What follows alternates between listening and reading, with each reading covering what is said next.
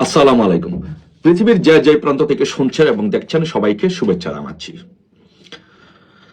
মানুষের মনে প্রশ্ন, মানুষ ভাবছে যে ইনুস কি আদৌ থাকবে কি থাকবে না, ইনুসের বিদায় কখন হবে। কেউ বলছে যে ইনুসের বিদায় ঘন্টা বেজে গেছে, কেউ বলছে জানে ইনুস নির্বাচন দিবে না, থাকবে। এগুলো নিয়ে নানান আলোচনা জল্পনা কল্পনা হচ্ছে। বাট আমরা একটি কথা বলতে পারি যে ইনুস থাকবে না এবং ইনুসের বিদায় ইনশাল্লাহ নিশ্চিত হবে। কারণ আমরা ইনুসের সাথে আমাদের যে খেলা, ইনুসের বিদায় ঘন্টা ইনশাল্লাহ আমরা ডিসেম্বরই হোক, ইনুসের সাথে আমাদের ফাইনাল খেলা ডিসেম্বরই ইনুসের বিদায় হোক। অলরেডি আপনারা জানেন যে লাগাতার আন্দোলন সংগ্রাম কর্মসূচি ঘোষণা করা হয়েছে। আমি যে কথাটি বলি যে ইনুসের 90% ইনুস পড়ে গেছে,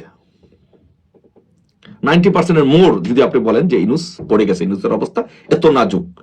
আন্তর্জাতিক ভাবে যদি বলেন তাহলে ইনুসের অবস্থা খুব নাজুক, এবং লোকালি যদি বলেন মানুষ এখন বাংলাদেশের রাজনীতিতে বাংলাদেশে একজন ঘৃণার পাত্র হিসেবে পরিণত হয়েছে ইনুস।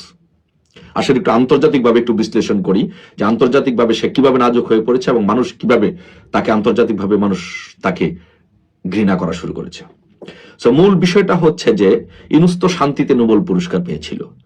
ইনুস যখন শান্তিতে নোবেল পুরস্কার পেয়েছে তখন বিশ্বের আন্তর্জাতিক যারা মোরাল ছিল বা আন্তর্জাতিক ব্যক্তিত্ব ছিল, রাজনৈতিক ব্যক্তিত্ব এবং মানবাধিকার কর্মী সহ সকলে মনে করতো যে ইনুস বাংলাদেশের জন্য একটা ফিগার, সে বাংলাদেশের জন্য একটা শান্তির দূত।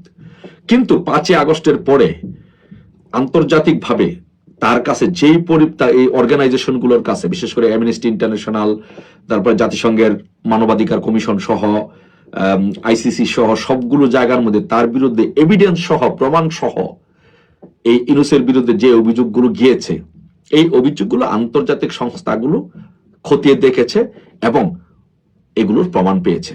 আমরা ব্যক্তিগতভাবে এবং সাংগঠনিকভাবে শেখ হাসিনা সংগ্রাম পরিষদের পক্ষ থেকে আমরা অলরেডি তার বিরুদ্ধে কমপ্লেন করেছি এবং তার যে এই সোমবারেও যাব আমরা জেনেভাতে গিয়ে তার যেই বাংলাদেশে যে মানবাধিকার লঙ্ঘনের যে তথ্য প্রমাণ এগুলো আমরা ওইখানে কমপ্লেন আকারে জমা দিব। এবং আমরা সহ বিভিন্ন, আমরা তো একটা উইংস, বাংলাদেশের শত শত উইংস এই ইনুসের এইগুলো নিয়ে বাংলাদেশে বিশ্বের আন্তর্জাতিক বিভিন্ন সংস্থাগুলোর সাথে কাজ করেছে। ইনুস যে বাংলাদেশে কি পরিমাণ মানবাধিকার লঙ্ঘন করেছে, তার ক্যাঙ্গারু কোর্টের মাধ্যমে আমাদের নেত্রীকে ফাঁসির আদেশ দিয়েছে, তার আওয়ামী লীগের নেতাকর্মীদেরকে, পুলিশকে, এদেশের জনগণকে খুন হত্যা, এই চিত্রগুলো আন্তর্জাতিক বিভিন্ন সংস্থাগুলোর কাছে গিয়েছে এবং তারা এগুলো খতিয়ে দেখেছে এবং এগুলোর প্রমাণ পেয়েছে।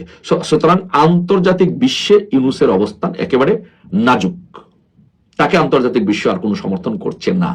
যেমন আপনি যদি বলেন যে মানবাধিকার কমিশনে ইউরোপিয়ান ইউনিয়নের যে জেনেভাতে যে বসে আছেন, উনি যে হেড, যে বলকার তুর্ক, উনি আগে আমাদের লোকজনের কথাই শুনতো না, ইউনুসকে উনি ফেরেশতা মনে করতো।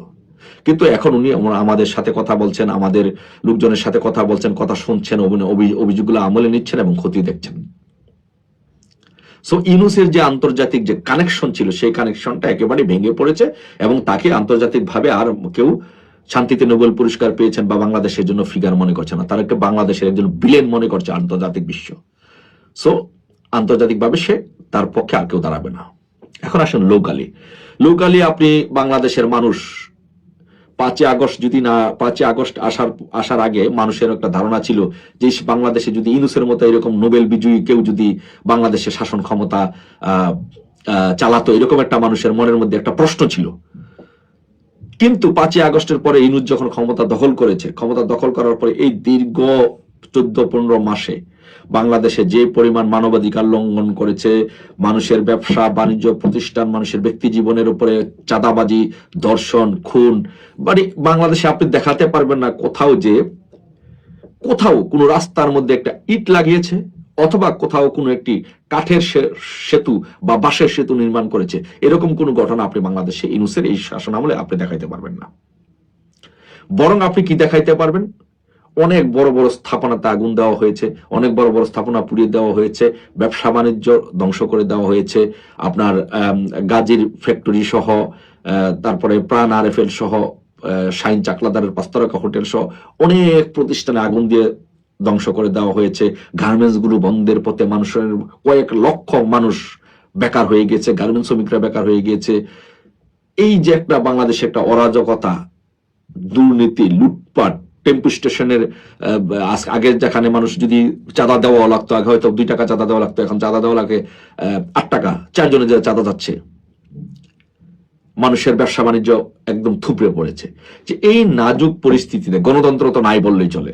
আপনি গণতন্ত্র বাংলাদেশে আওয়ামী লীগ আমলে, শাসন আমল তো ছিল, কিন্তু আওয়ামী লীগ শাসন আমলে কি এরকম ছিল যে কাউকে নির্বাচন করতে দেয় না, কোনো রাজনৈতিক দলকে নিষিদ্ধ করা হয়েছে? বিএনপিকে তো নিষিদ্ধ করা হয় নাই। বিএনপিতে বারবার বলা হয়েছে নির্বাচনে আসার জন্য, তারা আসে নাই। আজকে কি এখানে কি করা হলো? বা আওয়ামী লীগের রাজনীতি নিষিদ্ধ করা হয়েছে, জাতীয় পার্টিকে দেওয়া হচ্ছে না, 14 দলকে দেওয়া হচ্ছে না, রাজনৈতিক দলগুলোকে নিষিদ্ধ করা হচ্ছে, কোনো কার্যক্রম করতে দেওয়া হচ্ছে না। নিরীহ মানুষকে জয় বাংলা বলার অপরাধে মানুষকে হত্যা করছে, মানুষকে পিটাচ্ছে, মফ করছে। 32 নম্বর আওয়ামী লীগ আমলে কি জিয়া রহমানের মাজার ভেঙে দিয়েছে? দেয় নাই।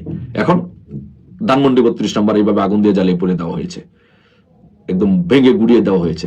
এই যে এই কাজগুলো করেছে, এগুলো করার ফলে আপনি বাংলাদেশের মানুষ এখন মনে করে যে ইউনূস হচ্ছে বাংলাদেশের জন্য একটা ডেভিল, ইউনূস হচ্ছে বাংলাদেশে অশান্তির দূত। এই ইউনূসের কারণে আজকে বাংলাদেশটা নষ্ট হয়ে গেছে। সো এই কারণে আন্তর্জাতিকভাবে এবং লোকালি এই ডিসেম্বর মাসেই ইউনূসের বিদায় হবে। আমি বলি, যদি মিনিমামও বলি যে 90% ইউনূস ইজ ফিনিশ, জাস্ট কোন রকম 10% ইউনূস সার্ভাইভ করছে। যে কোনো সময় ধাক্কা দিলেই পড়ে যাবে ইনশাল্লাহ। সেই ধাক্কা দেওয়ার জন্য পরিকল্পনা সবকিছু ঠিক আছে, এদেশের জনগণ রেডি, জনগণ প্রস্তুত।